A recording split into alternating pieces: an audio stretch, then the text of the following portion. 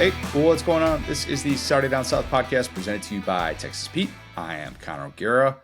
Will, great pod coming. Great pod coming. Matt Hayes is going to join us to talk about a bunch of things. We've got jersey contest lad of the week.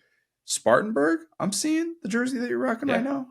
Yeah. If you don't know what this is yet, I'll tell you later. I have no idea what this is, but I cannot wait to find out. That's a tease for the people.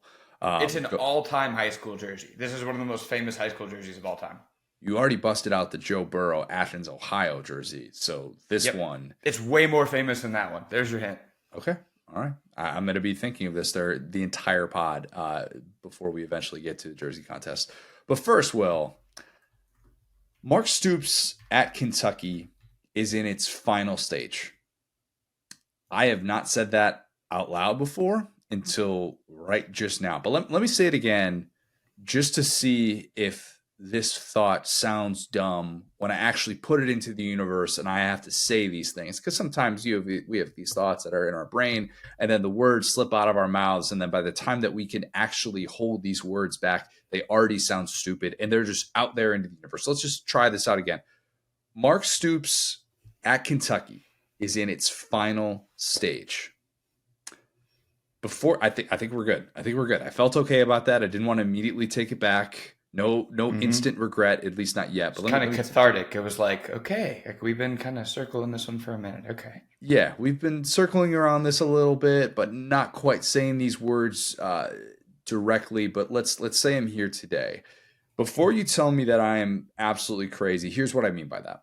I am not saying that Kentucky AD Mitch Barnhart is going to fire someone like Stoops, who, by the way, in case you forgot, he has already passed Bear Bryant to become the all-time Kentucky leader in wins. He is more likely to get a statue built of him than he is to get fired, in my opinion.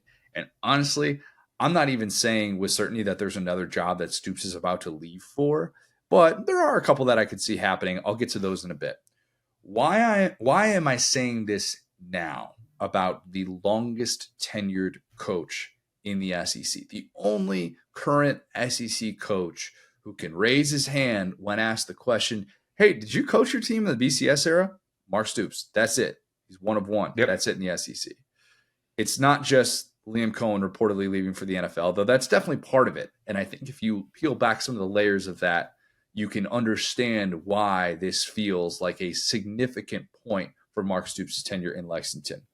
In case you missed it, my doppelganger has reportedly gone back to the NFL. Tampa, he's going to be the Tampa OC. A year after he was on this show talking about how badly he missed college football, in basically what was a lost season with the Rams as their OC post-Super Bowl, it turns out the idea of a potential Baker Mayfield reunion was something that he wanted to pursue. And that sounds like sour grapes from my end because to a certain extent it is, I admit. I like Liam a lot. I rooted for his success, not just because he looked like me, but I thought he was super gracious with his time. I mean, when we had him on last year, he was in his car in LA. He was a day away from making me cross-country move back to Lexington.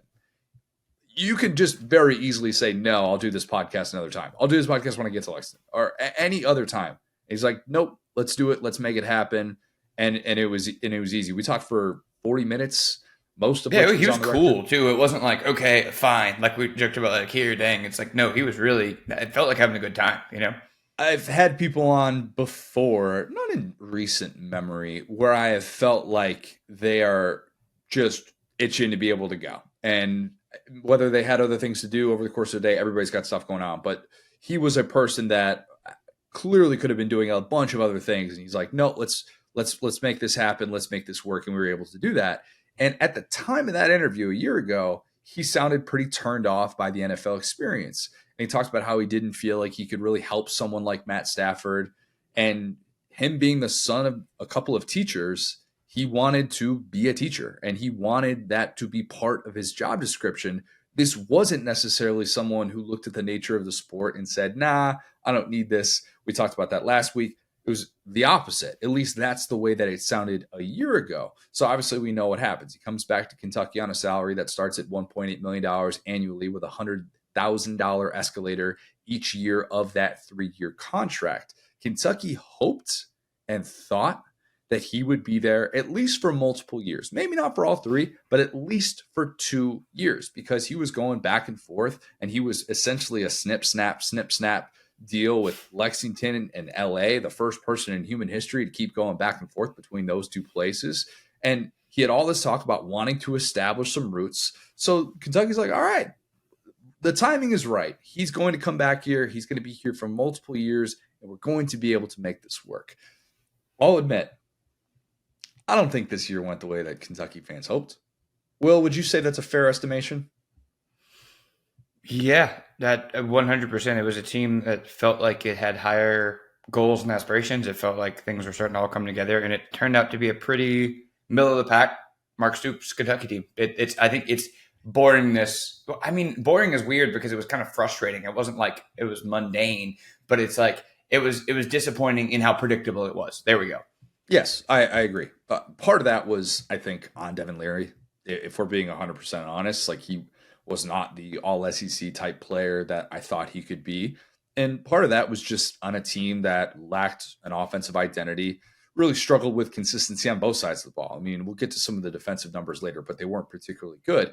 It was still a massive improvement from Rich Scangarello, and the numbers really bear that out. 9 points per game better overall, 12 points per game better against AP top 25 finishers than they were a year prior, and also a yard per play better, 1.5 more 20-yard plays per game better. It was a better offense than what it was with Rich Scangarello. They still left points on the field. For those saying, though, like, hey, why is this guy so valued? I would point to stuff like that. And because we know what happened in 2021, where Liam leads Kentucky to its best offense in 14 years, even though it was a total schematic overhaul, and it wasn't really a year zero that many, myself included, thought it would be, transitioning to a more pro-style offense. The last few weeks, Liam Coen was an OC at a variety of places, including my Chicago Bears, which, if we're being 100% honest, I feared for Liam. As my guy Nick Roush over at KSR said about that OC job with the Bears, it is the defense of the dark arts job of the NFL. Okay. You're going to die after a year. That is, I will never forget that. I love that so much. Oh, man. I told Nick afterwards, I'm like, how did I not come up with that? You are a genius, sir. What became clear was that Liam Coen wanted another shot in the NFL, or NFL light, a place like Ohio State, which is essentially operating like an NFL team with cap space galore. That's how they've treated the last month. Here's a question to keep asking myself. How much of Cohen's desire to leave began back in late November, when it appeared that Mark Stoops, for a few hours, was heading to A&M?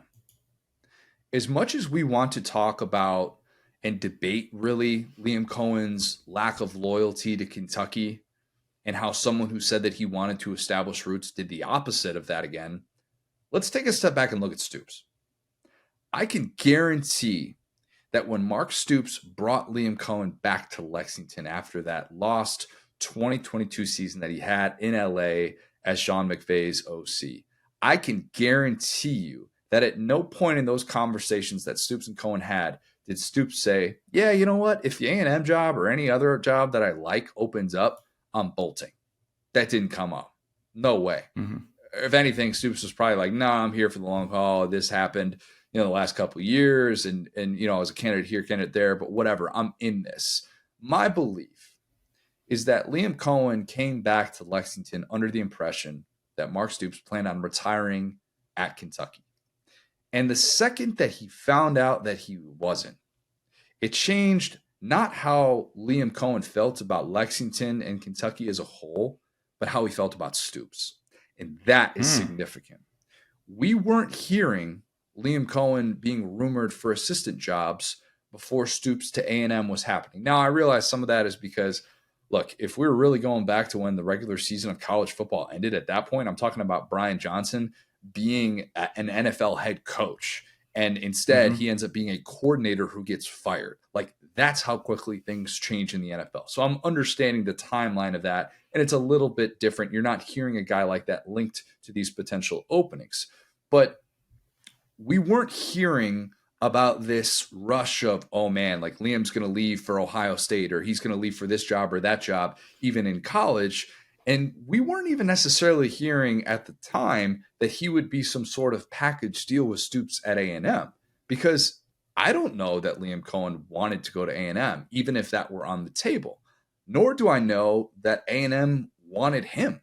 I don't know if they even got to those conversations with Stoops, or if they did, maybe those A&M decision makers, maybe they said that they wanted a coordinator who would run an up-tempo offense, which Coen did not do that at Kentucky. And some pointed to that as a reason why Devin Leary struggled so much in that transition away from NC State's offense to what Kentucky ultimately wanted to run last year.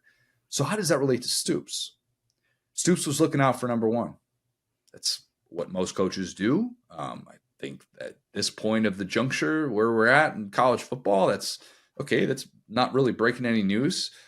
On the heels of a second consecutive disappointing season, clearly Mark Stoops was willing to bowl. Maybe a little bit, not entirely, but a little bit of some of that John Curry, Mike Leach post 2017 vibe. Maybe a little bit of that, right?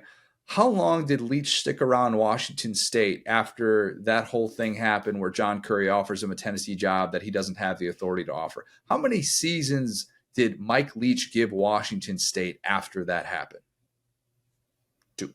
Two. That's it. Just two. That's it. I will say in the next year or two, the Mark Stoops era at Kentucky will end. That's what I believe. I think that there is frustration from Stoops, not with his contract. His contract is great. Paid him the 8th richest deal in the sport in 2023. And while it's easy for us on the outside to just look at that and say, why would he ever give this gig up?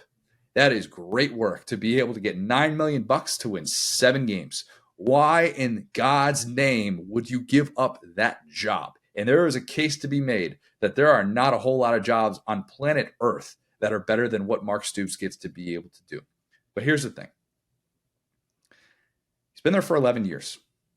He's about to enter his 12th season, which is the exact amount of time that Spurrier was at Florida.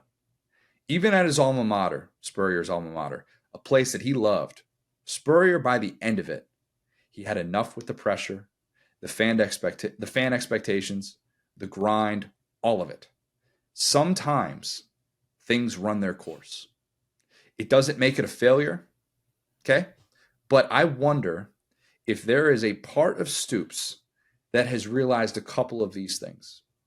Remember when that caller for his radio show outlined how he had only beaten 2 SEC teams that finished with a winning conference record? We brought it up with our SEC coach ranking by Hater Facts. We brought that up. Big year for callers. Huge year. Tyler from Spartanburg? Is that a Tyler from Spartanburg jersey, Will? No? Maybe? There you go. Actually, same one. Okay. Hit number 2. Interesting. All right. I told you I was going to get to this by the end of the show. I'm going to be able to come up with this. By the way, shout out to Jack Pilgrim at KSR for actually going back and doing those numbers to say like, oh yeah, that was right. The caller was right. Stoops balked at that and told the caller, I don't think your information is right. No. This guy was right. It's almost like, wait, I'm the school's all-time winningest coach. I took us from the bowels of this conference and got us to a place we feel like we should be a yearly top 25 team. And if we don't finish in that place, it's a disappointment. And I have only done what? That's got to be tough. And yeah, he's had a ton of success outside of the conference. And I think some of his wins against Louisville, most recently, the one that he had to end this regular season, yeah, that's resume type stuff. It is. It absolutely is. It's also got to be tough thinking about all the good that he's done and how it could translate to this new 12-team playoff era, or how it wouldn't translate, rather. I always bring up how Kentucky has 2 winning records in SEC play since the Jimmy Carter administration, which happened in 2018 and 2021. Stoops, of course, he owns both of those records. But Stoops wouldn't have qualified for a 12-team playoff in either one of those seasons. Would have actually been, think about that. Would have been eliminated in early November in both of those seasons, neither of which ended up earning the Cats a New Year's Six Bowl. Go, obviously, to the Citrus Bowl in both of those years. We talked at length about those pony up comments post Georgia, right? That seems like to me a coach who was being about as blunt as you can possibly be. Like a coach that was no longer worried about schmoozing boosters and just being like, hey, let's just put it all out there. Whatever. This is what it's going to take. If you don't like it, sorry, that's just the game. That seemed like a coach who was saying, look, I'm past the point of caring about how I'm going to be perceived for comments like that. I don't care if I'm being politically correct. I don't care. I'm not going to hold this back. That's not what I'm here to do. I will never forget being on a date with my high school girlfriend back in the day, and Mm-hmm. we're at like a local diner, and this older man is walking by our table, and he lets go of a pretty significant fart, pretty significant, and Okay. he wasn't embarrassed. He didn't turn around and say excuse me. He just kept it moving. Just kept it moving. That man gave up caring about farting in public a long time ago, Will. Long time ago. Stoops gave up caring about ruffling feathers at Kentucky a Mm-hmm. long time ago. I'm not saying he's farting in the direction of a couple of 17-year-olds while they're trying to fill up on complimentary bread at a local diner. That's James Franklin, by the way, just farting on national television. Just no shame. I think James Franklin's got a little more schmooze to his game, but maybe he lets a couple loose, doesn't really care about it. But his comments and everything we've heard from Stoops over the course of the last year plus, and really his actions, suggest that he is in the home stretch at Kentucky. Something else that's worth noting. The only staff change that Stoops willingly made this offseason was not renewing the contract of wide receivers coach Scott Woodward. That's it. This season was a major disappointment. It was. If you had told Kentucky fans, hey, your win total is not going to improve at all in 2023, if you had told them that at this time last year, they would have been like, what?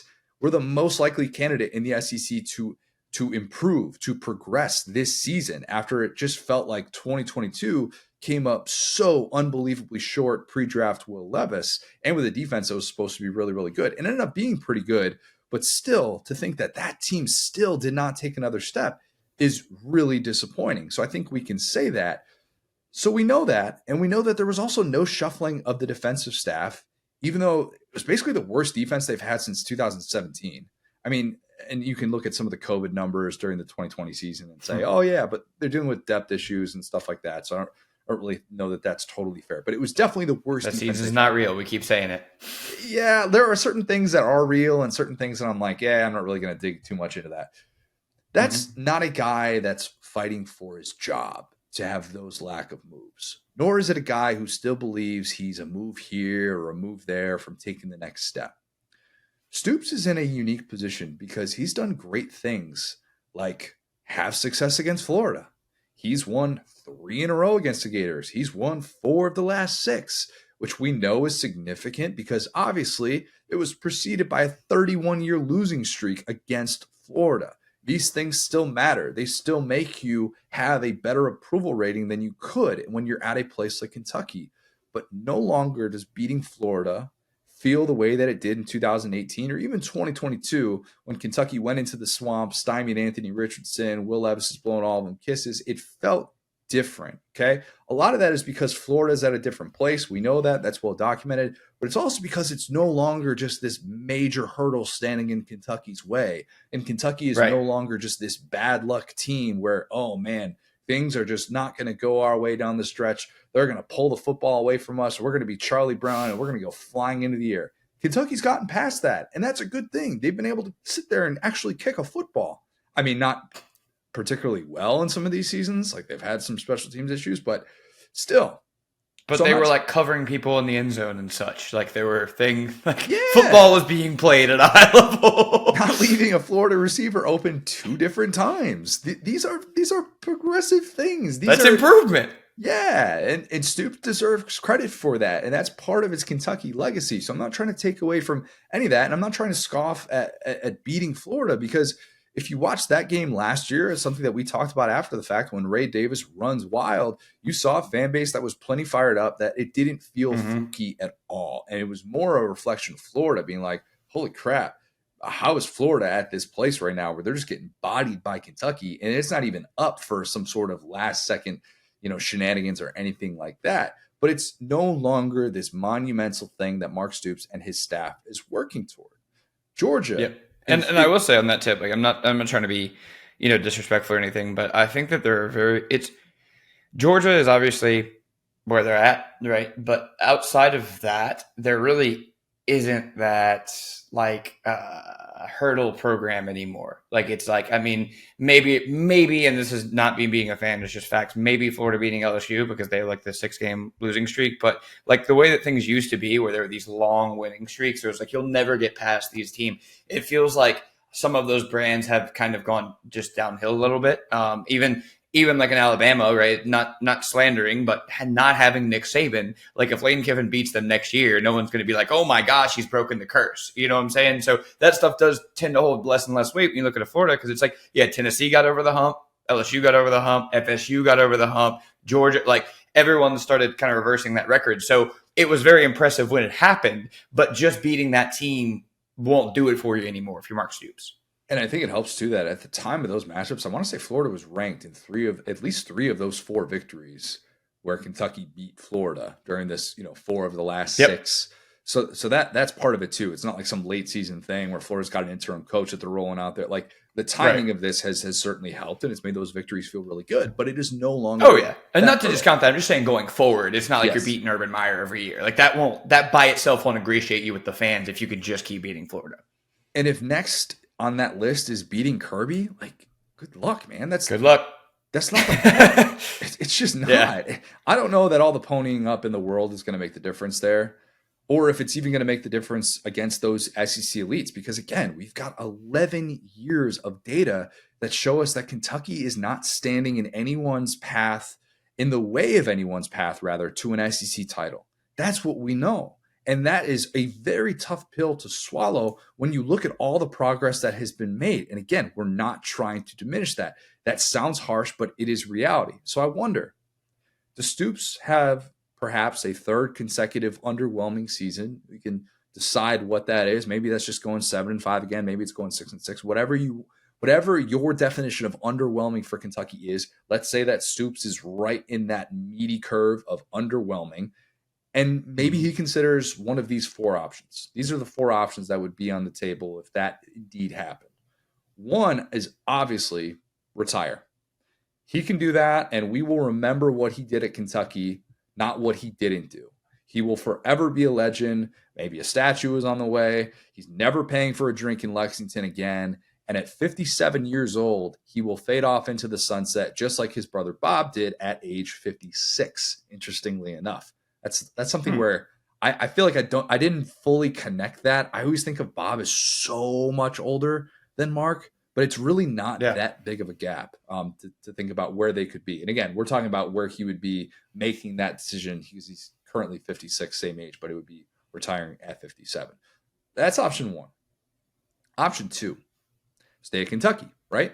Do what I'm saying he won't do. But again, this is just talking about after the 2024 season. If you stay at Kentucky, you continue to fight the same fight over and over, and the same hurdles are likely standing in your way, barring some sort of 7-5 season in which you beat 2 of those teams that we're talking about in a different world than where you're at.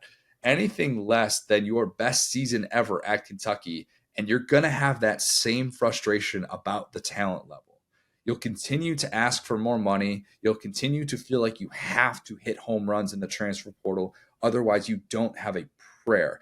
Granted, you will be paid handsomely. That we know. That's not going anywhere, barring some sort of unforeseen event and some sort of rift, obviously, with Mitch Barnhart and with Mark Stoops. The longer you stay at Kentucky, though, the less likely you will to have the freedom to pursue another job. It just doesn't happen a whole lot with these guys that are there for that long and are that entrenched with somebody's identity to start over again somewhere else that is at least at that level. You know what I mean? Like, it's just not one of those things where picture like Frank Beamer being like, oh yeah, I've been at Virginia Tech for 25, 30 years. Let me just go take this job over at Clemson instead of Dabo Sweeney. Like that we would have been like, wait, what? Like you're going to hire Yeah. Frank Beamer? And maybe that's why that some of this A&M stuff was so weird, because of how entrenched Stoops is with Kentucky and how we have now gotten to the place where we can both respect what we do and have a hard time picturing him anywhere else, even though 11 years isn't that long in the grand scheme of things. But to us, Oh, it's after those numbers you gave me last podcast, brother. I've just been sitting around randomly getting hit by that. Like, there was like 7 dudes who are still around from 2019. What? Like, yeah, that's pretty. I mean, yeah, think about it. It's like it was Saban. Like when we started working at SDS together, it was like Saban, right? Stoops, right? Spurrier, technically, at that point in 2015. Yeah. But I'm saying guys that have kind of been with us the whole time, right? Saban, Stoops, Kirby. Technically, he got in right after we started. And yeah, you like look around, it's like, other than that, I'm sure there's some massive guy I'm forgetting, but it's like, you look around after that and it's like, oh my gosh, like all these guys are gone. So yeah, it's pretty wild to think that like Kirby is just like one little, bad year away from just being Saban, where he's like the longest tenured guy in the SEC forever. Yeah, it's not crazy to think that there is a world in which we're talking on this podcast next year and Kirby Smart is the elder statesman of the SEC. Like that is in play. So that's option 2. Option 3, try and hire your hopeful replacement. We're not talking about really for this cycle. We're still waiting to see what this OC replacement is going to look like. But if your goal next year is to try and feel like you're at a place where you can truly walk off, then you would ideally like to have some sort of idea what your replacement is going to look like, some sort of transition plan. It's kind of understood within the building. This is a last hurrah. This is the last dance. 2025 is going to be my last season, and this guy is going to be able to do this. We're going to be able to not skip a beat from a recruiting standpoint, and you're going to be able to kind of take a page out of the Michigan playbook. I'm not saying Jim Harbaugh and Mark Stoops are exactly the same, but that would be an ideal scenario. Bob Stoops had the Lincoln Riley to be able to pass the torch to. Oh, obviously at Ohio State, Urban Meyer had Ryan Day. And if you have that, great, but that is still an option that could make Stoops feel like, okay, I feel better, and it's not going to feel quite as sudden. And it doesn't. Well, yeah, but okay, so that's a great point. But that guy would have had to be, in the building, right? Like you look at Jimbo at FSU, like these guys are there for a long time. 3, 4, 5 years, which is an eternity now. So it's like you need to go hire that guy if you want to. You need to start the retirement process, because what you can't do is have a guy be like, "Hey guys, this is your OC. All right, I'm out of here. This is your coach now." Like that's completely different. And Harbaugh's situation is a little bit different because the guy coached games. You know what I'm saying? It was like, okay, we know what this guy can do. So I am aligned that it would make a ton of sense to just go out there and take a big home run swing on some like young hotshot OC who has like aspirations and be like, "Hey, we couldn't get you usually, but I'm just gonna let you know this. Yes, I'm out of here. So maybe sit around for like 2 years, get comfy. We're gonna put you in like a leadership training program to where it's just gonna be seamless, and you can fire all my guys. I don't care. Just don't leave, please." And, please. and you're all in, and you're basically saying, "Hey, I'm all in." And it doesn't have to be like a. Kentucky fans know this because they know of the Joker Phillips situation where he was a true coach in waiting, with Rich Brooks being willing to do that at that stage of his career. It doesn't have to feel just like that. I'm not really sure that Photoshop exists. legend Joker Phillips. Was he really? I don't remember that. Oh, dude, look up Joker Phillips Photoshop after you get off of this. He used to you could tell he did this stuff personally. He would cut guys out and put them on the moon and have it was like if your dad or like one of your uncles learned Photoshop. It was so rad. Is the Photoshop is my passion meme based on Joker Phillips? Yes. Okay. Dude, it was graphic design is my passion. You got to go look it up, bro. It was so fun. He did it at Florida too. Anyway. Oh God. What a contribution to society that was. Thank you for that, Joker Phillips. But does that really exist right now with Kentucky? No, at least not in its current state. You would have to really kind of swing for the fences because the coach in waiting is not currently at Kentucky, or at least the one that has been talked about. John Summerall just got the Tulane job. He was considered to be the likely replacement for Stoops if the A&M thing had gone through. But I don't know if there's a hire that Stoops could make that would feel like, okay, he's got a year left and it's going to be this guy's program. I wondered if Liam could be that, but now we know that's definitely not going to be the case. I don't think that's going to become a possibility, or that they would really go down that road again, especially if it's all right, this guy wants to be an NFL head coach. his move suggests that that is certainly a desire. So that's option 3, probably the least likely of these options. And then the last one, you test the waters one more time. You test the waters one more time because maybe there are a couple Power 5 jobs that could open that could make sense for Stoops. In my opinion, it's 2, at least that are on my radar right now. Florida is one of them, just as it kind of, we're thinking about that a few years ago when they ultimately hired Napier. And I mean, hey, they hired Dan Mullen. Let's not forget that. They wanted stability. I won't. Who could? Don't you worry. But yeah, like a place where, look, you're still trying to have only what I mean. They've had since Urban, they have had Muschamp 4 years. They had McElwain 2.5 years. I guess 3 years will round up. Mullen was 4 years, and if Napier is 3 years, you're just trying to have a coach stay till year 5 for the first time since Urban was there, and that's so much easier said than done. But Stoops would at least make you feel, if you're an AD, like you could make that happen. But I don't know. Like, would Stoops at Florida be received the same way that he was at A&M? Any AD would have to ask that question, because if the answer is yes, then you risk having egg on your face and you look incompetent, and that's not exactly a good week of PR for you. You can get around these things, but still, there are some factors to consider. I can guarantee you that Stoops at Iowa would have a much different feel, and we probably wouldn't be asking those same questions.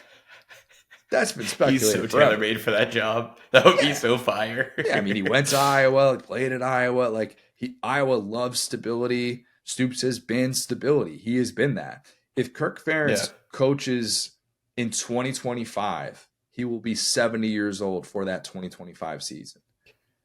I can't Listen, buddy, we may play a wide receiver at quarterback, but we won't hire my son, and that's my promise I have to you. You could actually not, even if everybody gets hurt, you will be better than Brian Ferentz.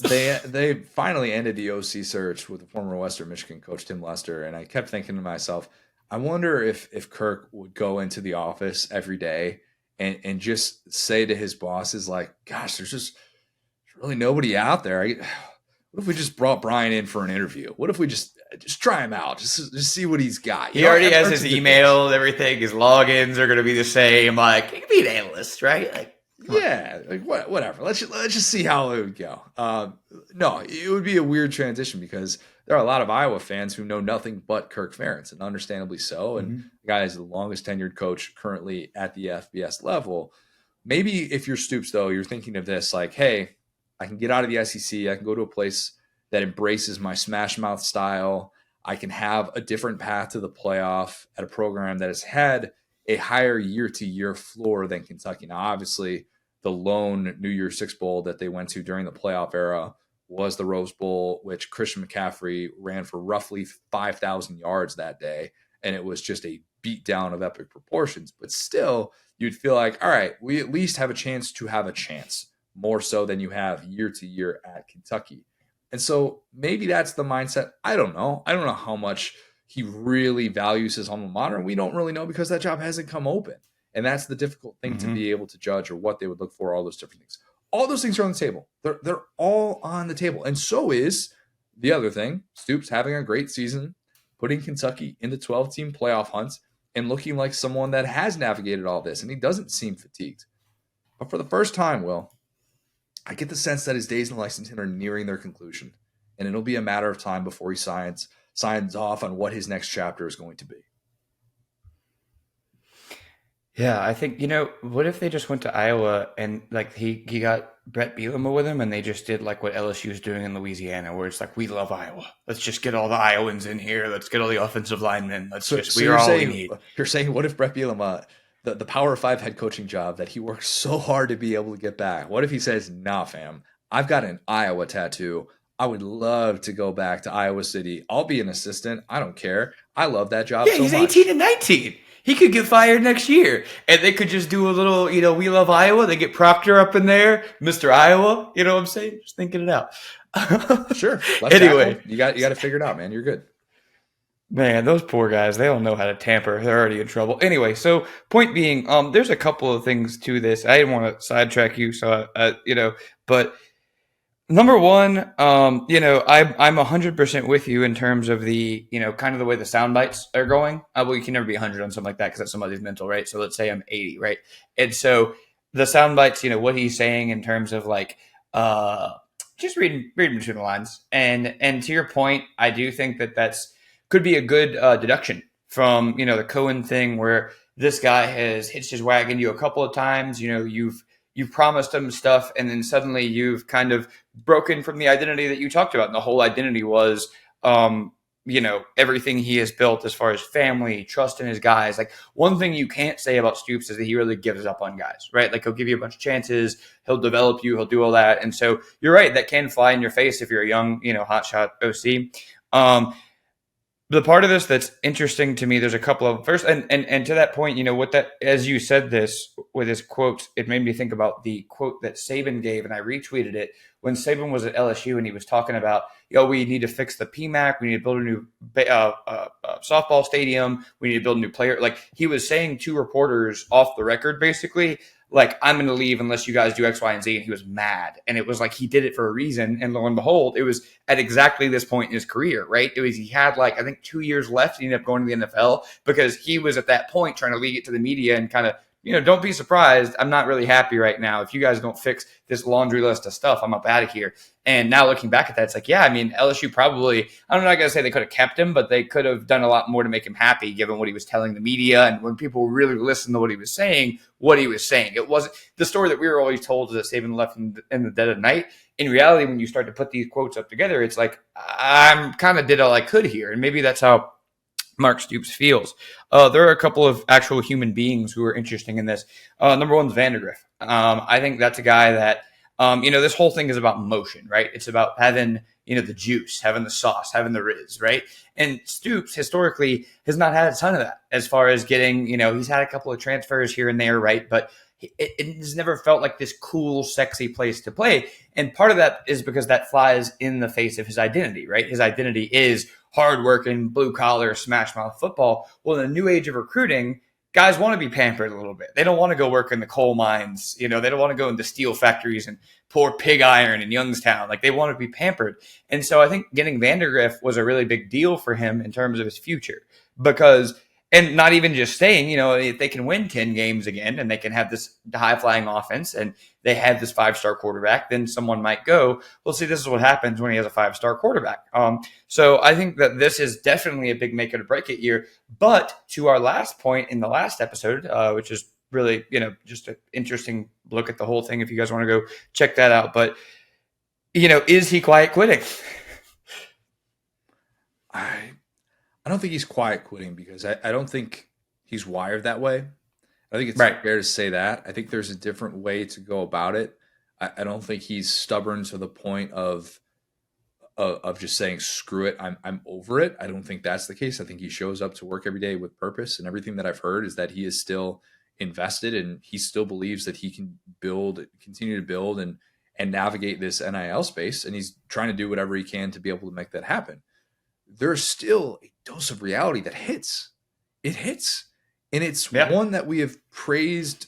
I think we have praised Kentucky fans for, at least I have, or why I've had a soft spot for them, is because I think that there are certain programs who don't have enough self-awareness. I think Kentucky fans have had great self-awareness. Now, the ones that call him mediocre Mark and are like, this guy isn't even like, one of the 10 best coaches in the SEC. I'm like, all right, let's push back on that. If you're a Kentucky fan, you got to be 22 years old if you're saying that.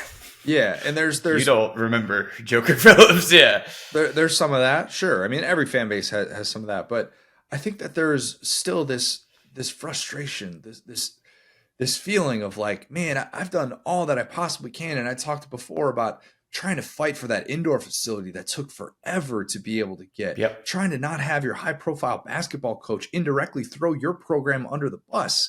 These are things that he feels like he should be past. And when you've worked the hours, I'm sure that he has to be able to build this thing up.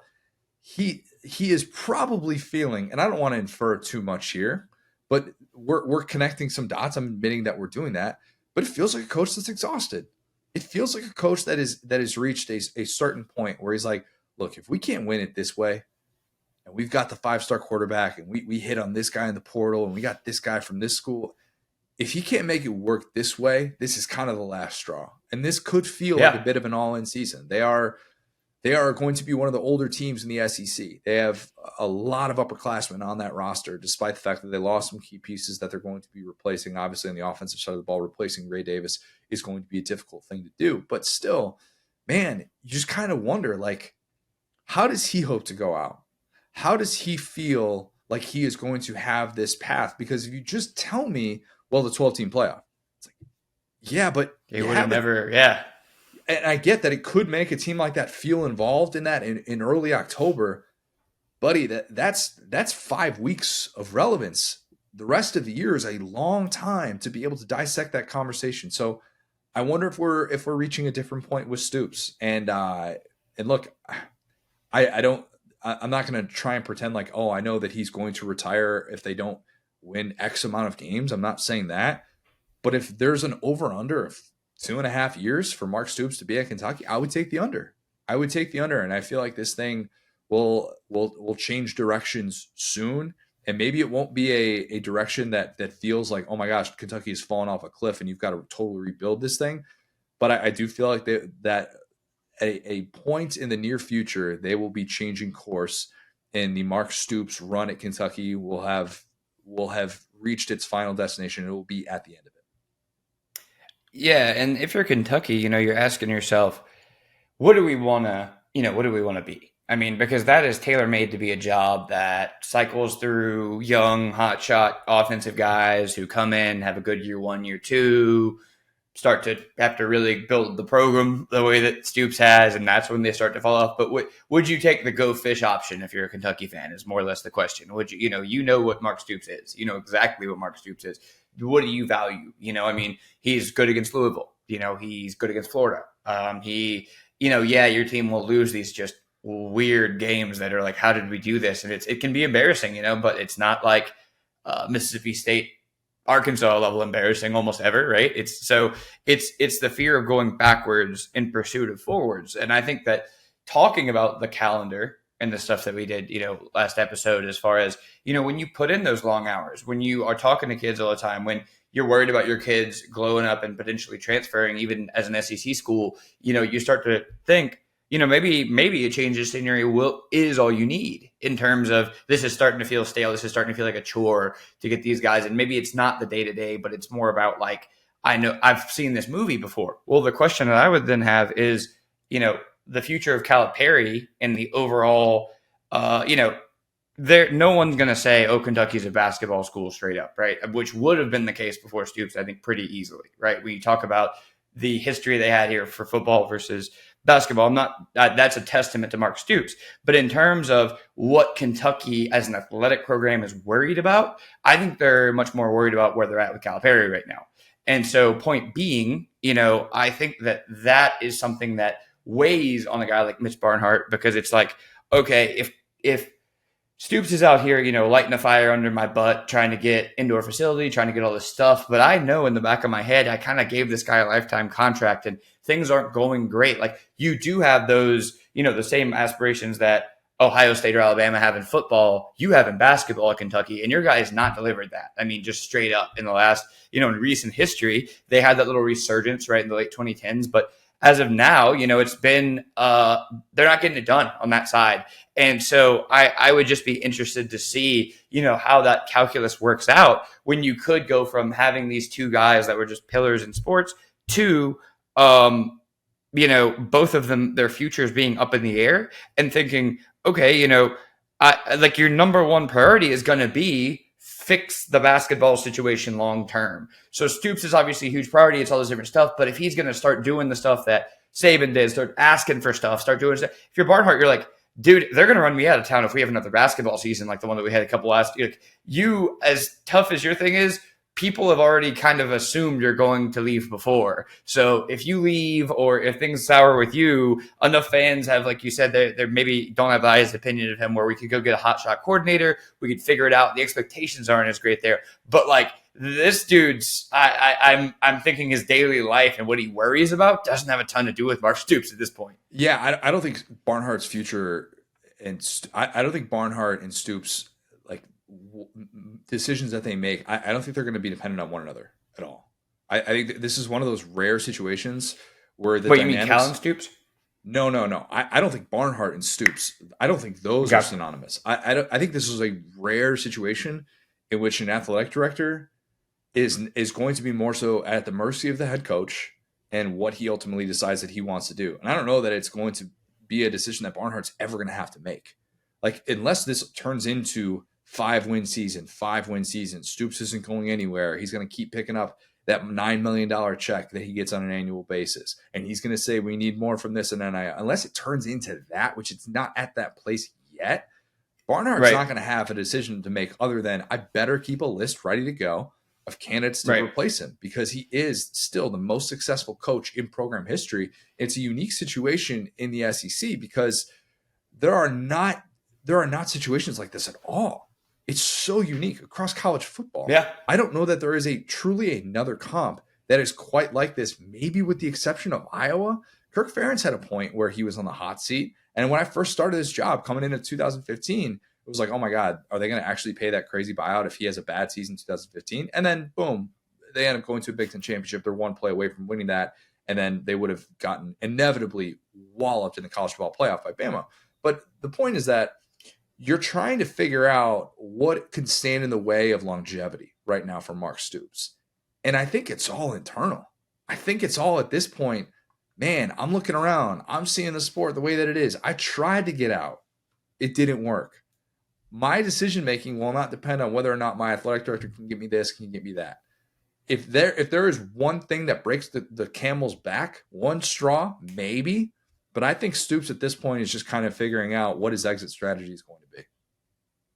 Yeah. Yeah. And I think that, like, like I said, if you're over there, you're kind of prepared for it because at the end of the day, and I love the guy, I really do. Like, I think that he's been really good for the sport. I think he's been great for Kentucky. I think that he's truly changed the perception of that program, right?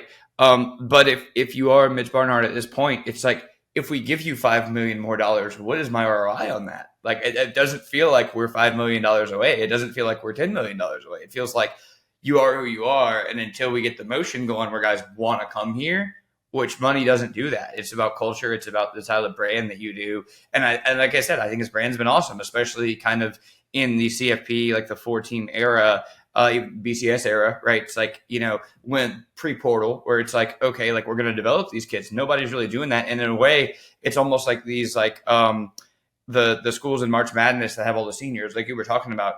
That's what it's turning into is, okay, we have this like senior laden team that is going to go up against all these one and dones, and they might, because of their chemistry, be able to just overpower them. But yeah, at the same time, it's just like,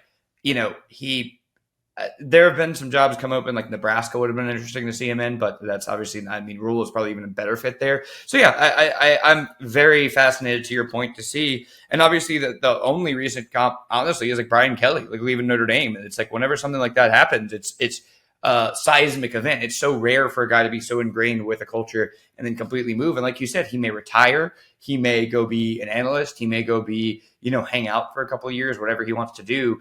But yeah, it just, like you said, it just seems like everything is kind of pointing towards, and we could look so stupid after this year too. That's the other thing, is that they could win 10 or even 11 games and Maybe. be like, but logically, again, we're saying we know who he is because of all the data. It would be an outlier. It would be. I think the least likely outcome is Stoops staying another 6-7 seasons at this point. That's, of all the options that I laid out, that's, I think, more likely than being like, hey, I'm going to be here for the rest of the 2020s decade. And that's, Yeah. look, maybe Kentucky fans are rooting for it, but it does feel like we are reaching that point. All right, let's kick to Matt Hayes. Some thoughts on Big Ten SEC partnership, Kirby, Muschamp, more. Great stuff, as always, from Matt. So here he is, Matt Hayes. Now excited to be joined by a very special guest. It is our own Matt Hayes. Matt, look, when you see that the SEC and Big Ten are getting together and they are joining forces, we are not allowed to call it an alliance. That's stricken from the record. We can't say that anymore. Something about a certain 3-conference alliance that didn't go so well a few years ago. What should we make of the fact that the SEC and Big Ten are allegedly getting on the same page for the betterment of college football's future? They're trying to find a way out, man. And Look, I've been saying all along that I don't really, everybody says it's not sustainable. It is sustainable because it's happening right now, right before our eyes. So deal with it. Even Nick Saban said it in his interview with ESPN as he was leaving. Look, you can complain about it or you can find a way to work it. Work the problem. It's what you're getting paid for. And I think that's what they're both doing right now. They're thinking, look, we make a lot of money as conferences. Combined, before we even talk about the new playoff contract, the SEC and the Big Ten beginning next year will make over $2 billion annually. So there's no way you can make that kind of money and not say, all right, what are we doing? How do we do it better? How do we get some form of, and I hate that word guardrails, but you use it anyway, to where we're headed? And I don't think, and again, this is what, Connor, unfortunately, we always talk about the money and people always talk about the money. And again, this is why are adults who make so much money so concerned about players earning money off their NIL? Why is Joe Blow out there who does whatever he does? Why is he so concerned about players making money? Anyway, it's not about the money, okay? It's never been about the money for the coaches either. It's about the player movement. That's the problem for them because it's the uncertainty with your roster and your roster management and you invest time in recruiting guys, you invest time in developing these guys, and then they leave. So the idea then becomes, all right, what's the best way for us to get our arms around the idea of, I don't even want to use the word restricting movement, but the best way to put movement in a situation where you have better control of it is by having a contract of sorts. But then when you start going down that road, Connor, you go down their employees, they can collectively bargain.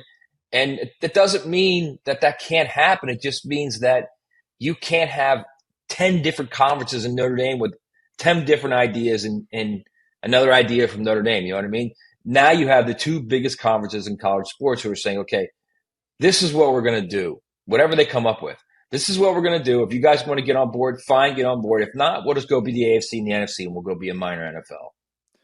Could we get a change starting with something like the early signing period going away? Is that even too big of a change to ask for from the NCAA in its current state, knowing that it's going to start running into this 12-team playoff, knowing that that's a big part of the frustration with December, and you're having coaches like Hugh Freeze saying, yeah, bowl prep was kind of on the back burner. We had so many other things to worry about. Is that a change that could not necessarily mitigate all of those other issues, but is that something that we could see put into effect as early as 2024? You know what? I'm going to say no, and I'll tell you why. That just falls in line for me as like another, it's unsustainable. The coaches were the ones who wanted the early signing period initially. They wanted it to get it out of the way so the players didn't have to like continue to be harassed by other coaches trying to re-recruit them. So they were all for it. And then once they got it and it started to interfere with what they were doing with their roster management, then, oh, well, it's unsustainable now. So you're going to have the good and bad with any decision you make. I look at it this way, man. And until you are in a situation where the players are sharing revenue, every move you make should be geared toward a player friendly move to help them out because you're giving them nothing right now. You're allowing them, Connor, allowing them to earn off their name. Imagine that concept, allowing someone to earn off their name, image, and likeness. Like, okay, son or daughter, you can now go earn off your face. Go ahead. We're going to bequeath this to you. You got to be kidding me, man. You've got to be kidding me. So until we come up with this idea of how they're going to share revenue and how it's going to be done contractually and if they're going to be employees and if they're going to be able to collect a bargain, every move they make has to be at, all right, what's going to be best for the players? And I don't think eliminating an early signing period is best for the players. I just don't. It won't be considered that. I do think that it should be abolished, though, just because of how much the sport has changed and what the portal and the reliance on that has become, and trying to give some of these guys and essentially having two different periods of recruitment of having recruiting the portal and then versus recruiting high school talent. And that's kind of how I think you could evolve in that way. But TBD on anything related to that actually comes to fruition, or if this is just coaches, yelling into the clouds. I think Kirby Now, has. I don't disagree with you. let me just make this point clear. I don't disagree with you. I think it would be smart to have more of a NFL type schedule, a calendar where you know exactly what's going on month after month of the year. It's not only good for the players and the coaches, it's also good to sell to advertisers. The NFL owns the year, all year. Even when they don't play, they own it with the combine, with pro day workouts, with free agency, with owners' meetings. Everything is done the same time, the same year. And you know when it is, and they own it. They own television, they own advertising. So I think if you're really going to go down this road, which it looks like they're going to, I think the idea of a schedule, a set schedule, is a great start. Portal week would Now, be what the fun. schedule looks like, Connor, is right. Who knows? Yeah. That's the issue is figuring this out. Coaches don't want to just roll a team out onto the field and say, have at it, go play this game that nobody knows set rules for. Coaches, they want rules. They want to be told, hey, here's what you Sure. have to do, and try and find the competitive advantage within those parameters, which like I think Kirby has done really, really well. And he has not shown any signs of slowing down. And at the same time, none of us know what's going through his head when his head hits the pillow every single night. And you talk about what's sustainable, what's not sustainable. Sustainable is, well, there are certain things that are happening right now. And then there are certain things that you could look at 2-3 years from now and say, well, we should have known at the time that this wasn't going to be able to happen. With Kirby, besides what we know about the sport, is there anything that would suggest that he might not be in this for 20 years, like Georgia fans obviously hope he will? Oh, yeah. Oh, yes. Kirby goes hard, man. He goes hard. He coaches hard. He recruits hard. He does everything full bore. I mean, honestly, man, I would be shocked if he's in it for another. He's not going to have a Nick run. He's not going to have a 17-year run. There's just no way. I can't even see that.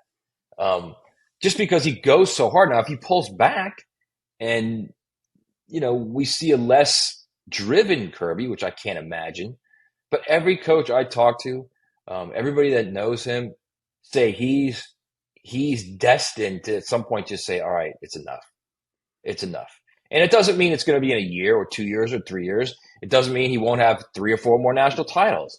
He's just his personality lends to the idea of, all right, at some point he's just going to say it's enough. I'm done.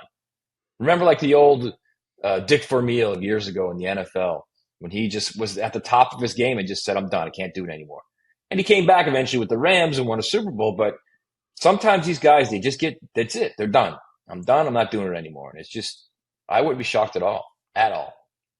One of the guys who looks like he kind of did that, this Muschamp thing. I haven't really talked about it, and I know Muschamp is your guy. What did you make of his decision to step down from his coordinator role to take on an analyst position to spend more time with his family? It sounds a little bit Matt Luke-ish, obviously because of where it's happening, like at Georgia, but different at the same time. Will's a unique cat, number one. And number two, he's also like Kirby. He's like when he's in, he is in. Like there's no half in. There's no like 1 foot in, 1 foot out. He's in. He's completely motivated and committed to it. He's got a good life, man. I think he still has that house on the lake in South Carolina. You love that house, man. You always bring that up. I mean, he does. He brings it up all the time, man. He's very happy. I know he likes coaching, obviously. He likes working with young people. But, at some point, he's in his mid-50s now, right? Yeah. He's got to be early 50s, mid-50s. I mean, he's made a lot of money. At what point do you just say, hey, babe, let's go jump in the car and go drive around for a couple months, or whatever.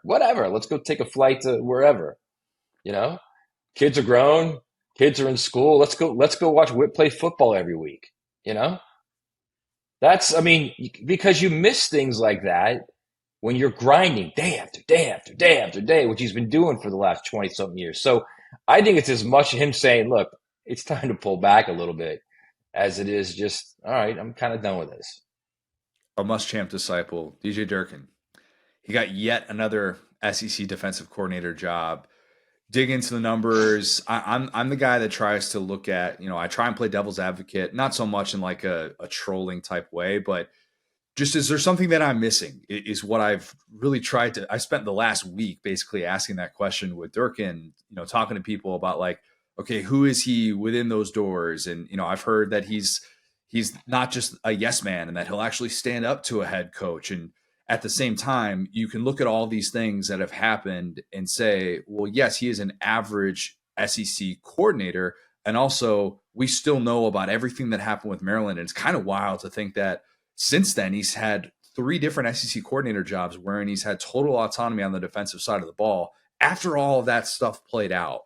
What am I not understanding with Durkin besides the fact that he is a Muschamp disciple? Like, he spent that year with Harbaugh, but like the fact that the guy hasn't necessarily elevated units and he's not necessarily this guy who's like cranking out these top 20, top 25 defenses on a yearly basis or anything really sustainable that he's done. Well, his defense at Michigan was pretty good. His defenses at Texas A&M were pretty good. They weren't elite. Defense at Michigan there's no doubt about that. Defense at Michigan got better the year after. Got pummeled by Ohio State. Yeah, and got better with Don Brown. Yeah, well, immediately after. Yeah. And I would also argue the A&M defense. The A&M defense was third in the country though, like right before he got there. That's my point. I apologize for interrupting. That's all right. I can just tell you this from everyone I've talked to that knows him, that has coached with him. They all say he's a great dude. He's a great guy to have on the staff. A guy, he's, like you said, not a like mind, but he's also a guy that everybody likes, which, again, staff harmony is so critical right now in this day and age of these guys moving every year, coaches and assistant coaches. And he's been part of that. But he's a guy that everybody likes. He gets along well with everybody. And he's a great recruiter too. That's another thing. And that at this point, recruiting is not obviously not just about high school recruiting. It's about poor recruiting, and he knows how to sell. That as much as anything, that and his X's and O's to keep getting him jobs. And it's not like his defenses have been poor. You know what I mean? Right. It's just, look, there are a lot of other guys that have jobs, both defensive and offensive coordinators, that are you like, wow, what in the world's going on there? How do you not make a change there?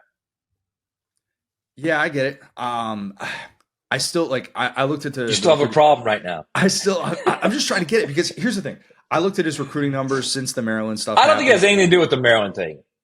I mean, we can argue all day about the Maryland thing and how, was he at fault? Was he completely at fault, or was it just something that happened he had no control? You can argue that forever. I don't think it has anything to do with that. I honestly don't. I think it's more along the lines of these guys think he's a good coach and they know he's a great recruiter, and that's why he gets hired. Yeah, it's interesting. He's only been credited with signing one like top 100 guy in those 6-7 years since, or I guess 6 years since then. So it's not like he's like, if you look at some of his recruiting stuff, at least what he's credited with, which that gets a little bit murky if you kind of look at the 24/7 stuff. Right. And like a lot of his recruiting exploits were guys that he signed when he was at Florida, and not so much like what he's done since then. And we know obviously A&M had a recruiting rolling kind of before he got there. It's just one of those weird things. That it's like, all right, these guys come up and there's a bunch of those guys in the NFL where you kind of scratch your head going, how is this guy still getting a job here? How is this guy still getting a job there? Right. And he's kind of become that, at least for me. Hugh Freeze, he's done a lot of great things so far, but I kind of wonder, is he looking at his 2 predecessors going, Brian Harsin had a coup organized because of the things that he didn't do year 1 going into year 2. And the guy before him got a $21.5 million buyout, the richest at the time ever paid to a head coach to go away. Is he panicking a little bit with the taking back play calling duties with the coordinator stuff? Like, are there moves that suggest that he's kind of feeling the itch that he needs to be able to turn this around in a hurry? I don't know if I would go that far. I think the itch, that's a good word. I think the itch is more he's itching to get his hands back in it. I don't think it's a panic move. I think there's a sense of urgency to find a quarterback. There's no doubt about that. Okay. And whether it's Hank on the roster or someone else, they need a quarterback. And that's because I think structurally what they've done and what he has done there and what it looked like last year was solid. Okay. Regardless of what you think about the bowl game, that's an anomaly. Okay. He just needs a quarterback. He needs a guy that can throw the ball. We are in a passing era. You've got to throw the ball downfield. And they didn't have that last year. And everywhere he's been, he's eventually figured out the quarterback spot with the transfer, by the way, every time. Bo Wallace, Yeah. Chad Kelly, and Malik Willis. True. So he will find a quarterback, maybe someone from the spring portal, and that's where you'll start. I think he's going to find some. I don't know who it's going to be, but I think he'll get somebody from the spring portal, and then all of a sudden you're going to see this team. It'll be a more efficient offense, and they'll win. They will win 8 games. They may win more than that because I think they're structured. They're pretty good where they are right now. The only problem I have with that is I've dug into the post-spring quarterback transfers and how much those guys have struggled their first year. And I think he wanted to ideally avoid doing that again because obviously that's what he did with Peyton Thorne. And I thought some of the things that you saw in him, it looked like a guy who was a post-spring transfer with the lack of rapport with receivers, all those different things. The guy I would love to see in an Auburn uniform is Ty Simpson. The problem is that right now that SEC intra-conference transfer rule still exists in that spring window. Are we going to see that abolished? Because to me, I still can't believe that exists. I don't know. Like if I'm not exactly sure it does still exist. Actually, I thought that it's. I'm not sure still that it up does. There. Okay, then there's I'm at not least some sure sort that of it does. discrepancy about that. The That's fact that number one. Number one, I'm not sure that it does. And number two, if it does, and I'm almost positive it doesn't. If it does, yeah, you can get by with it. That's the least amount of worries on Greg Sankey's table right now is spring transfers. So I'm almost positive it's not on anymore. Okay, I might be wrong, but I'm almost positive it's not a factor anymore. The fact that we're having, but even if it is, I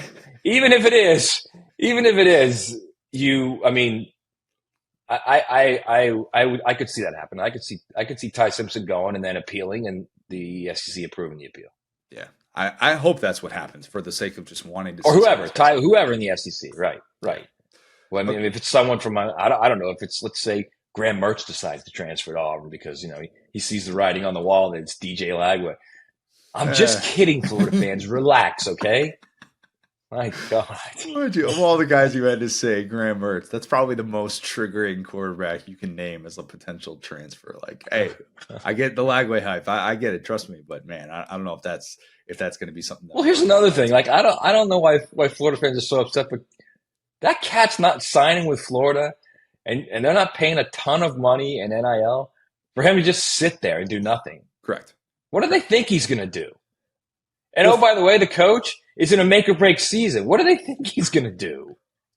And I don't know if you've heard differently. I was told that by the time he signed, there was already the offensive package in place, and there was plans for multiple, like probably like three to four packages with him and the type of offense that he's going to run when he plays meaningful reps in games. That's going to be the plan for DJ Lagway, with Graham Mertz obviously still locked in as the starter. That's just the idea. So you're right. Like he's going to get in games. I mean, goodness gracious, a freshman quarterback playing at Florida. What a crazy concept. Yeah, it happens all the time, but it's just a matter of how is it going to be, how's it going to be perceived? How effective will he be? And how much will that impact their overall season? And could it save Billy Napier's job? That's, I think, the different discussion as it relates to that.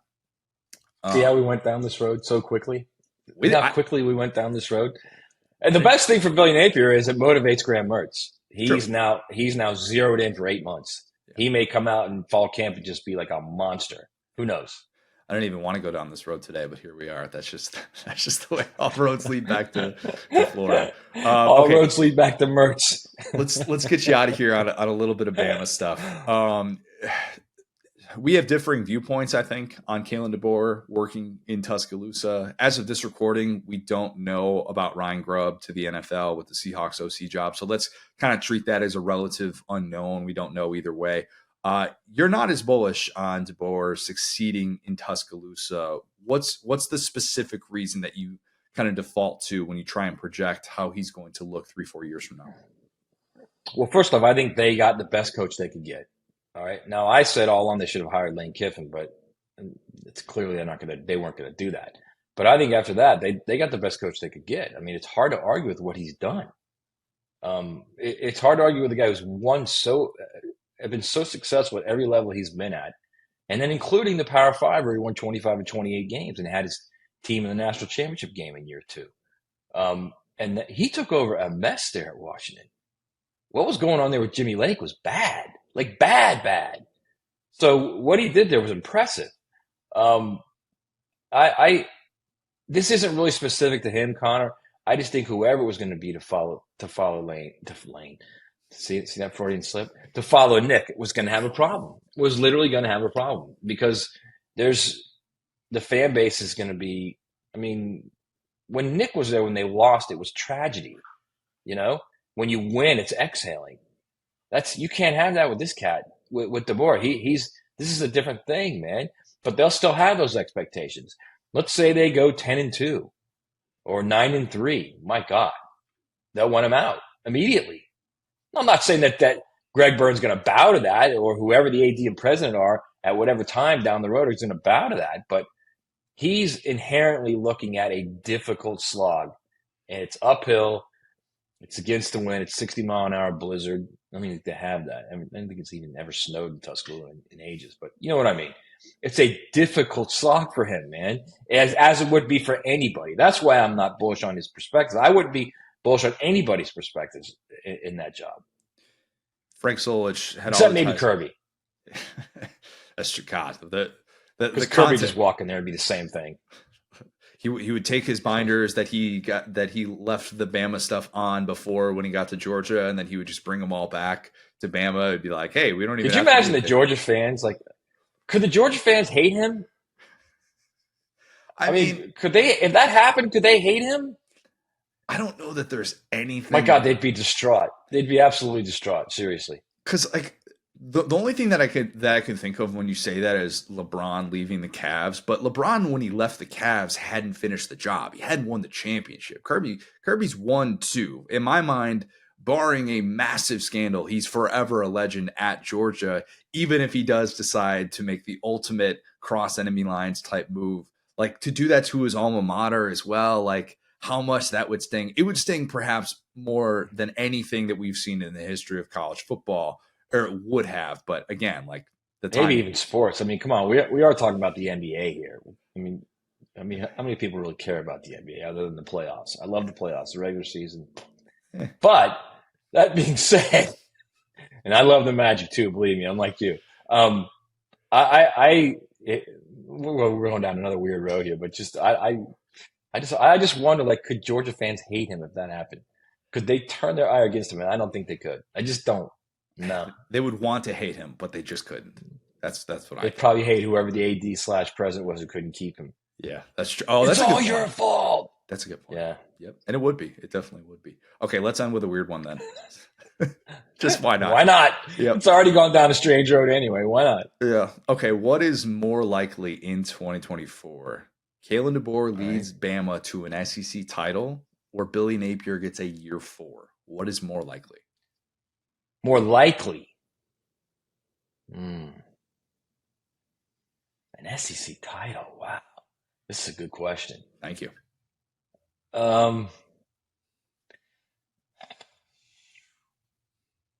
That's a tough schedule Florida's got, man. I'm going to go with Kalen DeBoer winning the SEC. I'm going to go with Kalen DeBoer doing a Michael Penix Jr. with Jalen Milroe and Alabama circling the wagons and saying, screw all you, we're going to still win the SEC. I'm going to go with that. Fair. Because that schedule is just, it's brutal, and they're young. They are very young, that team still. And if you go 5-7, and I know what Scott Strickland said to the Orlando Sentinel. I read it, and I know he's backing his guys, but he has to back his guy because he hired him. And Scott's a good dude. He gets it. He understands it, right?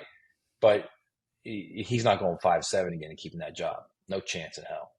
Not Scott Strickland's decision. Not his decision. No, at that point, no. It becomes Ben Sass, the president's decision, right? Yes, yeah. That I think is the more pressing thing. But yeah, I read Edgar Thompson's story and thought the same exact thing. Wrote a column off of that quote alone, and I was like, yeah, that's. To me, that's the doesn't mean he's going to go to 5. Doesn't mean they're going to go 5-7. I mean, they may everything may hit, and no injuries, and they go 8-4. I think he's Yep. Florida now thinks 8-4 is great, which is another thing in and of itself. But I think if they go 8-4, he probably gets another year. Yeah. Matt, 8-4 with that schedule is great. I'm saying it. I'll give them all the credit.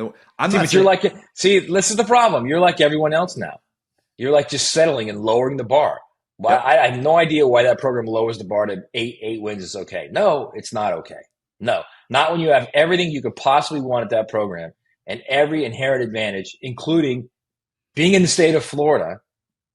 They're at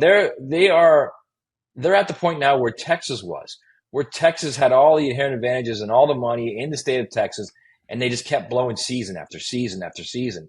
And at some point, the kids that grow up and become high school football players, they know Florida, they know Texas.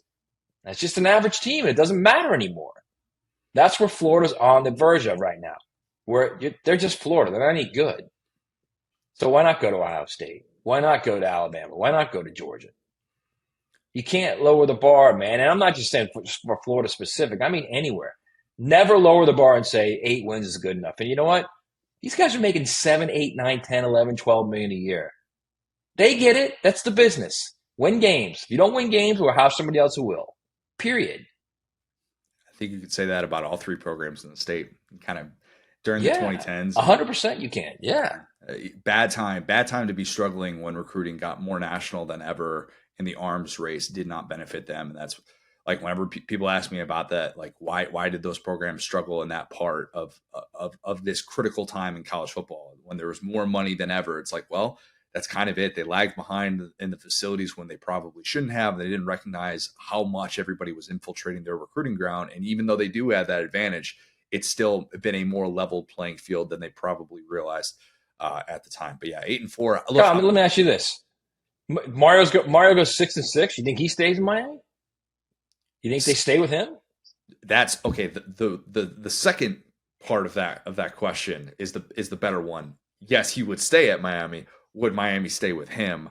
That's what I'm saying. I think Does Miami keep him? He goes 6-6. They keep him. He would be gone at 6-6. Now we don't know. I don't think that the buyout terms are reported, if I'm not mistaken, because Miami's private. So there's like a little bit of murkiness on like what they would owe him after they had. Yeah, but they got Ruiz. Ruiz will just throw that money at him. It doesn't matter. Yeah, that's true. That's probably true. But like you're right. I mean, that's the question that faces a program like that is, okay, so what are you lowering the bar to? What are you saying is good enough? And while there are people like me that if Florida has that 8-4 season, I'd be like, Billy Napier, coach of the year. They figured it out. At the same time, in the grand scheme of things, in the 10-year viewpoint of Florida, what did this year really do is going to be probably the more interesting question. And did they really make that progress, or did they just win a couple of games that they weren't supposed to? And ultimately they didn't get to that place where they saw a program that was heading in the right direction for the rest of the decade like they hoped. Plus, I mean, quite frankly, and I know you probably don't want to go down this road again, but quite frankly, you know, Billy Napier's been saying this, and now Scott Strickland said it too, is, you know, we were a play away against Missouri and a 4th down stop and, you know, a field goal against Arkansas. Well, you're in those situations, losing the teams you should beat because of coaching. That's why. When you have your field goal team running on the field, when all you got to do is spike the ball, you're in this situation because of coaching, okay? When it's 4th and 16, you can't get off the field, that's coaching. Like, I don't get it. Like, why would someone say that? Why would they say we're just as close away? We get those 2 wins and it's a different deal. You got 7 wins, then you might win a bowl game. You got 8 wins and it's trending up. No, it's not trending up. You are where you are right now, period. Matt, I was done with we're X amount of plays away when I heard Bill Lynch say going into the 2010 season at Indiana, we were 4 plays away from being 8-4. When I heard that, I was like, I'm a student reporter, and I know what he just said is absolute BS. And I think it's incredible the spin zones that you will hear from those perspectives. Like, okay, so what about those other 65 plays over the course of the game that, it's just like, it's such a revisionist history, like positive spin for a head coach that probably doesn't deserve it at that point. But yeah, we'll see what the spin is for Napier, for Florida, for Strickland as well. It's going to be really interesting. Matt, I'm sure we'll I'd do this like to again. see him succeed. He's a good dude. I'd like to see him succeed. It's just he's struggling right now, man. There's no doubt. He'd probably admit it too if you sat down and had a beer with him. This wasn't part of the plan. This wasn't part of the No, master plan to God be at no. this point. Yeah, I think we can all agree on that. Matt, I'll let you get back to it. We'll do this again real soon, man. Appreciate it. Okay, buddy. See you. Jersey contest, Will. I'm just gonna guess it's Tyler from Spartanburg. The Tyler from Spartanburg crossover is electric. I've never thought to connect those two. This is the perfect podcast for this.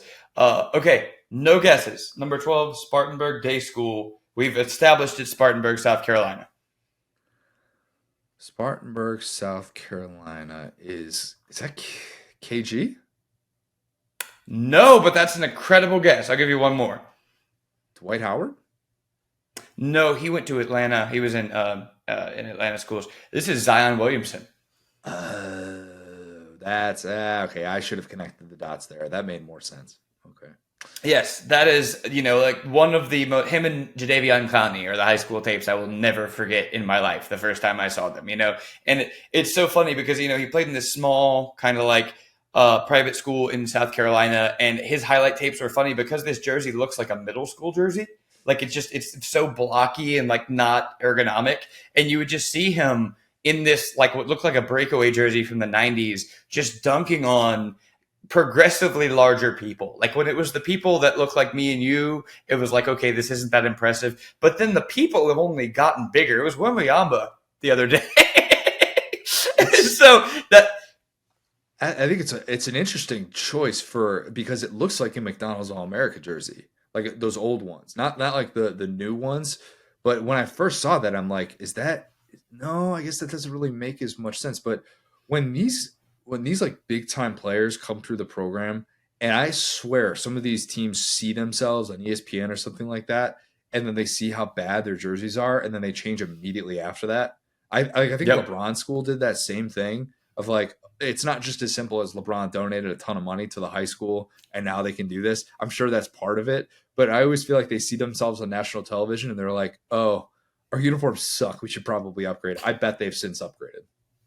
Yeah, and I mean, also if it's Zion, it's like there's not a ton of these guys walking around that fill this jersey, so you got to start over. So yeah, point being, like I was a huge Zion guy when he got drafted. Obviously, he's been up and down, but I think it's just a super cool jersey piece to have. This is one of those you can wear at festivals and stuff.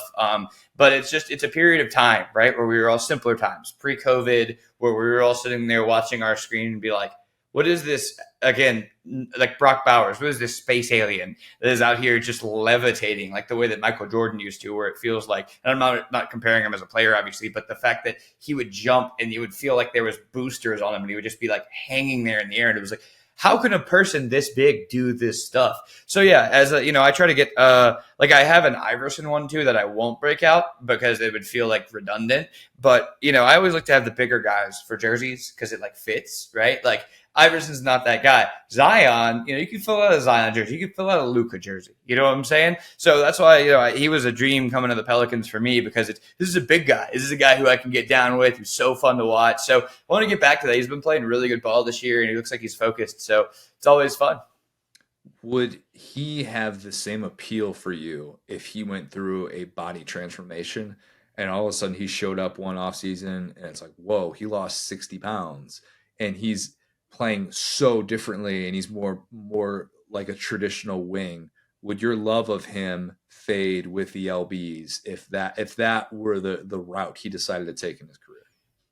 That's a great question. If it was for health reasons, like if he was just like, hey, I talked to this person in, Iceland and they said that I needed to lose all this weight like Kobe did or whatever, it's like, okay, it was a weight for Kobe. It was it's like ankles, I think. But it was like if it was some expert that was like, hey, you need to do to stay healthy, that's the biggest concern with Zion. So I'm always down with that. But if he was just like, like I just want to stop dunking on people, I'd be like, oh. It's like I really want to work on my post-up game, and I think I could have more explosiveness on the baseline. It's like, no, that's not. I can't really get on board with that. Remember Matt Harvey gained a bunch of weight one off season because he wanted to look like Roger Clemens in the '80s, and he wanted to pitch like him too. And he convinced himself that was the key to his success. And then I don't know if he ever had a full season again after that. He should have just done steroids. I think he was missing a key component. That old boy was only that electric at that weight because his muscles were just supercharged. Yeah, maybe missing ingredient there just a little bit with the offseason workout plan. All right. I did all this stuff, but I just can't be Mark McGwire. What's going wrong?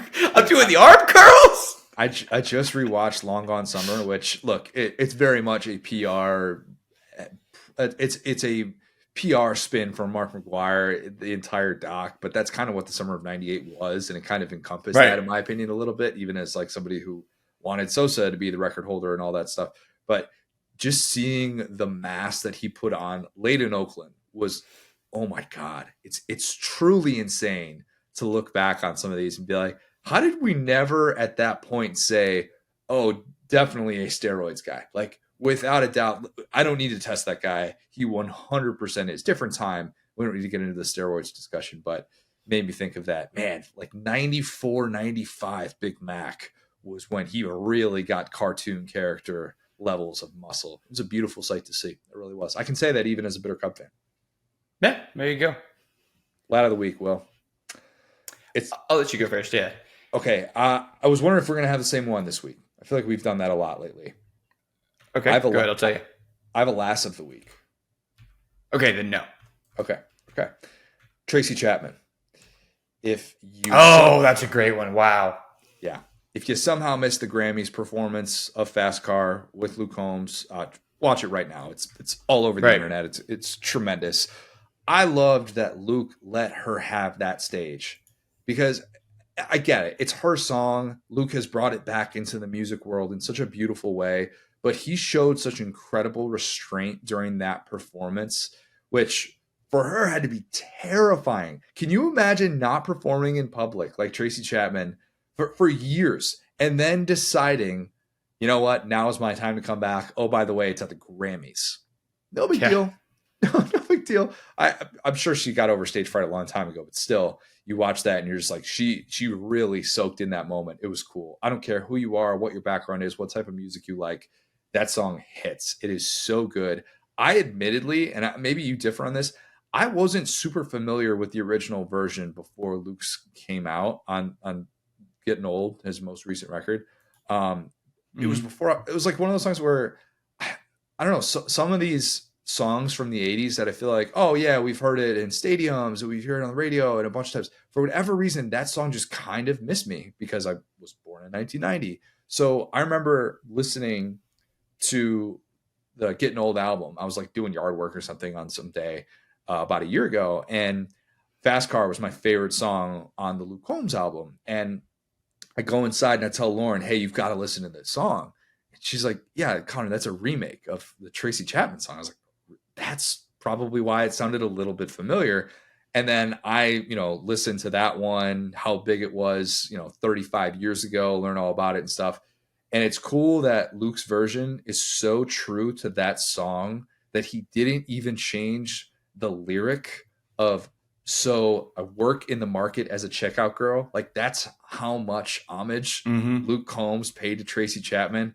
I thought it was so cool. I thought it was awesome. Like, on a night in which Taylor Swift announced a new album, which should be, for many people, the only thing worth talking about, probably, it still felt to me like Tracy Chapman was the star of the show. She goes all the way up to #1 on the US iTunes charts. Just such a cool thing. Like, I've got a lot of different thoughts about like just sampling and remixes and people in music right now that are just using old lyrics to try and play into nostalgia. And it frustrates me, but this feels like it was done in the right way on just every possible level. And it injected life into a song that, quite frankly, should have never stopped playing on the radio. Like, why did that song ever get taken off of the radio because it was 5 minutes? Like, that's just such a dumb thing. I hope it has 50 years of life beyond this point. Either version, I don't care. You can put them on anytime, anywhere.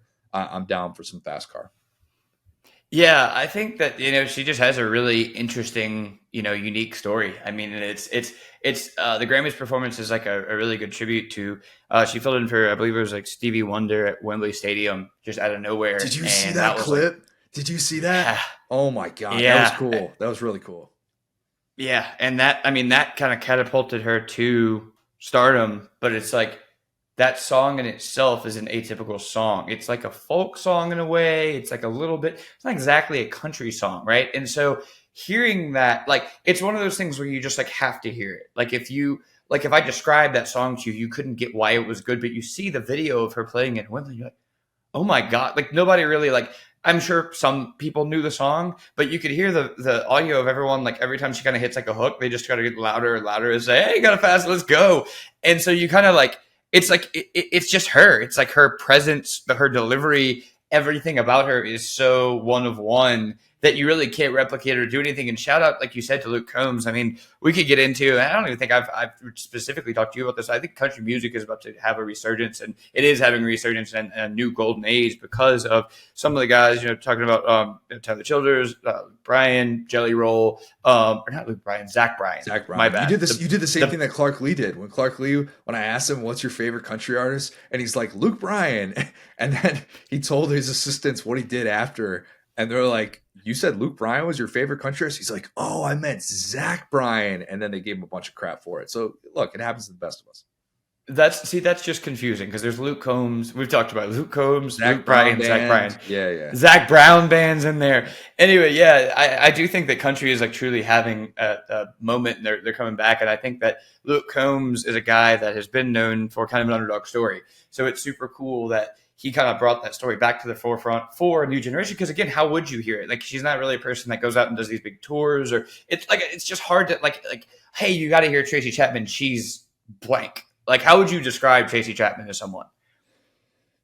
It's probably more folk than anything else, but it's just not a type of music that you hear a ton of. It's, I don't know, like there are almost some Sheryl Crow vibes to her, if that makes sense. Okay. A little bit, where you feel like you could just put her on stage and just with a guitar and just go.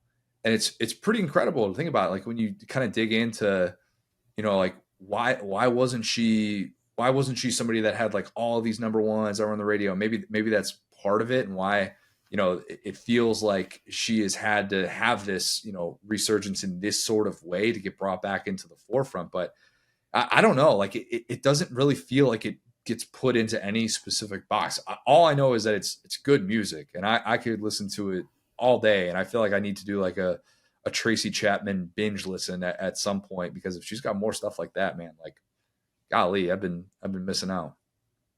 Yeah, and I mean, the only allegory I could think of is like Bob Dylan. I feel the same deal with Bob Dylan. It's like, how exactly would I describe Bob Dylan to someone? You just got to hear it. And I mean, and again, like going back to, now I'm scared about people's names. Going back to Luke Combs, it's like, the fact that he gave this shine to, an older Black woman, who is not straight, who, in the country music space, people like that really don't get a lot of representation at all. It's a lot of the, and we could talk about how country music became way too pop, and I'm sure you'd probably agree with that, kind of 2014, about 2019, there was 13, that era.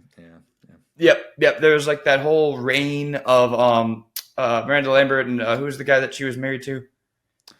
Blake Shelton. Yeah.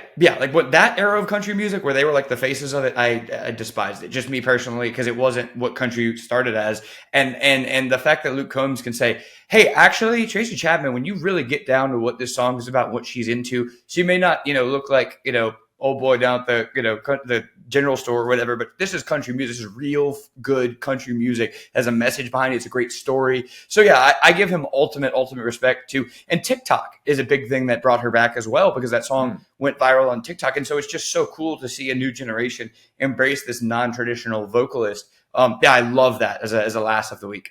I love that it was all over. I mean, you couldn't go anywhere on Twitter. I think Luke Combs even had some sort of ad deal like with Twitter, where it showed up immediately afterwards, and then he linked to the song, and I think he even linked to her version of it too.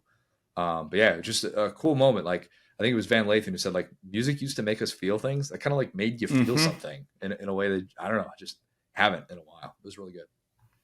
Yeah. That's it. It's all about emotion. Sports, music, it all should be about emotion. It should make you feel something. And writing, same. podcasting, I should make you feel that I'm stupid every time I get on this mic. You should be so angry at me and my laugh and my table pounding that you should go write a review. And if you've done that, I've won.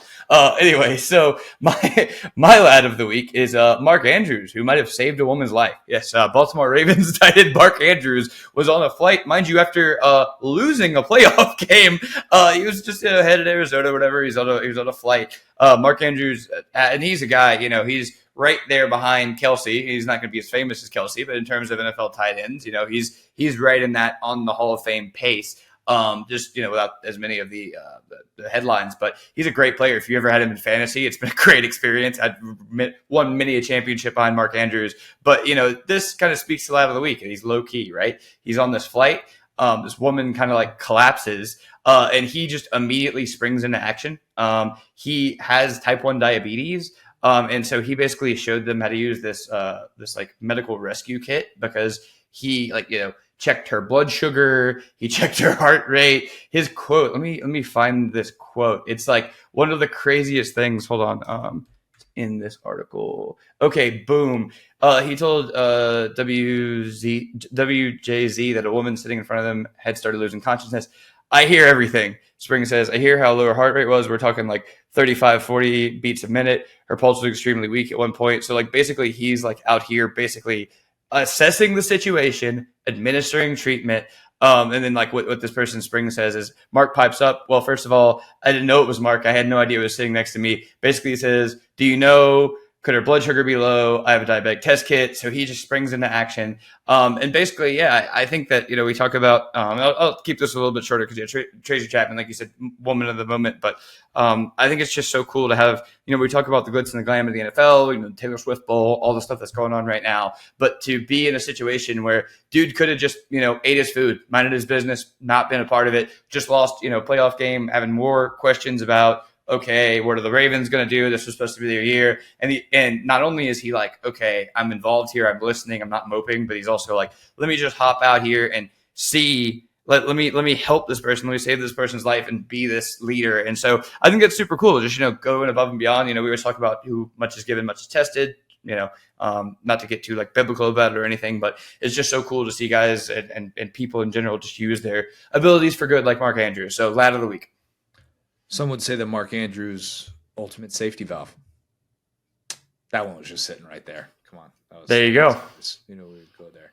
He knows how to get out of a tight situation. This is true. Mm-hmm. God, Lamar loves him too. It's kind of like you see the comments of when he comes back from injury and all that stuff. As a Mark Andrews fantasy owner for the last 3 years in my keeper league, I've been very invested in his success, and have definitely been very. I would say he has benefited me very much. But being able to spring into action like that, I always think there's something interesting too about guys and just professional athletes in general.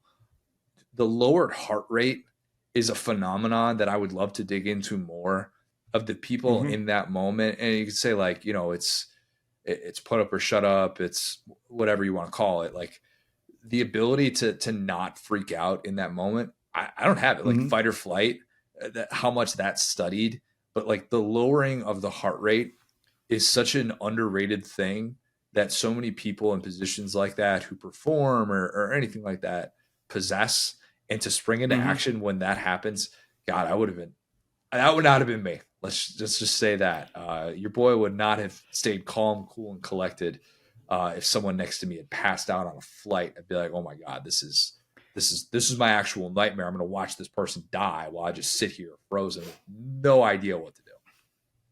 Yeah, I think your point about the injury is really well made too, because it's this guy was not playing for a pretty good chunk of the season there, and then he got activated to go basically play in and lose a playoff game when he, it wasn't his fault or anything. He was just out there doing his job, and it's oh man, I'm coming off this injury, I'm coming off this loss, but it's you know what? I'm going to be the MVP of this moment. Let's go, boys. He's just got his headphones on. He's just passed out in the seat next to him as this woman is passed out. He's you know what? I've had a rough couple of months. Let's just take it easy. I'm not really up for this right now. No, Mark Andrews not wired like that. No.